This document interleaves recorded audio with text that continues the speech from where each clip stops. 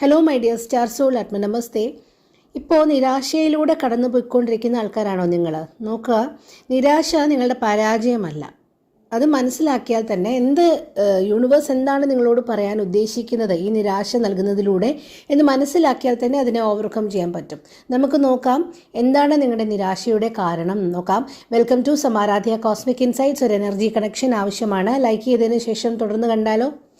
Okay, അപ്പോൾ current energy നോക്കുമ്പോൾ 8 of pentacles ആണ് വന്നത്. അതായത് നല്ലവണ്ണം ശ്രമിക്കുന്ന ഒരു വ്യക്തിയാണ് നിങ്ങൾ. ഹാർഡ് വർക്ക് ചെയ്യുന്നുണ്ട്, ഫോക്കസൊക്കെ ഉള്ള ഒരു നല്ല വ്യക്തിയാണ് നിങ്ങൾ. പക്ഷേ നിങ്ങൾക്കൊരു ഇമ്മീഡിയറ്റ് റിസൾട്ട് കിട്ടുന്നില്ല, നിങ്ങൾക്കൊരു അപ്രീസിയേഷൻ കിട്ടുന്നില്ല. അങ്ങനത്തെ ഒരു ഫീലിങ്ങിലൂടെയാണ് കടന്നു പോകുന്നത്. അതായത് എന്തിലും, ഓഫീസിലായാലും റിലേഷൻഷിപ്പിലായാലും ബിസിനസ്സിലായാലും ഒക്കെ നിങ്ങൾ എഫേർട്ട് ഇടുന്നുണ്ട്, ടൈം ഇൻവെസ്റ്റ് ചെയ്യുന്നുണ്ട്. പക്ഷേ നിങ്ങൾ ഉദ്ദേശിക്കുന്ന തരത്തിലുള്ളൊരു റിട്ടേൺ ഒന്നിലും കിട്ടുന്നില്ല. ഇതാണ് നിങ്ങളുടെ നിരാശയുടെ ഒരു കാരണം. അതായത് എത്ര ശ്രമിച്ചിട്ടും ഫലം കിട്ടുന്നില്ല എന്നുള്ളൊരു തോന്നൽ.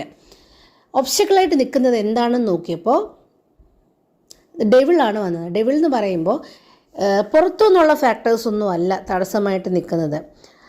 തടസ്സമായിട്ട് നിൽക്കുന്നത് നിങ്ങളുടെ തന്നെ, നിങ്ങൾ സക്സസ് മറ്റൊരാളുമായിട്ട് കമ്പയർ ചെയ്യുന്നു.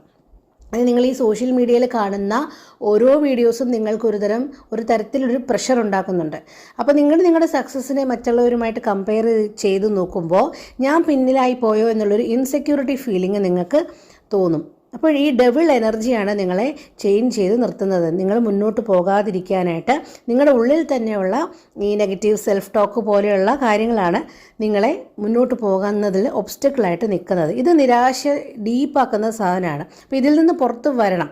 എന്താണ് റിസൾട്ട് എന്ന് നോക്കുമ്പോൾ ദ സ്റ്റാർ ആണ് വന്നിരിക്കുന്നത്. അതായത് നിരാശ പെർമനൻ്റ് അല്ല, പതുക്കെ നിങ്ങൾ അതിൽ നിന്ന് പുറത്തു വരും. എപ്പോഴും ഹോപ്പ് വേണം. ഹോപ്പാണ് വീണ്ടും എല്ലാ കാര്യങ്ങളെയും പുനർജീവിപ്പിച്ച് മുന്നോട്ട് കൊണ്ടുപോകാനായിട്ട് നിങ്ങളെ സഹായിക്കുന്നത്. ഹോപ്പാണ്. ഈ ഹോപ്പ് ഉണ്ടെങ്കിൽ നിങ്ങൾക്ക് ഡയറക്ഷൻ ക്ലിയർ ആയി കിട്ടും.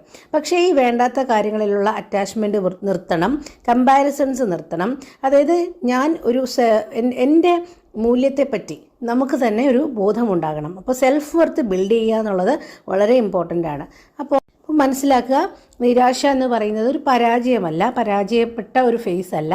അതിനൊരു ഡയറക്ഷൻ അഡ്ജസ്റ്റ് ചെയ്യാനുള്ളൊരു അവസരമാണ്. ജീവിതത്തിൽ ഒരു ചേഞ്ചിനുള്ളൊരു അവസരമാണ് ഇങ്ങനെ ചെറിയ നിരാശകളിലൂടെ നമ്മൾ കടന്നു പോകുന്നത്.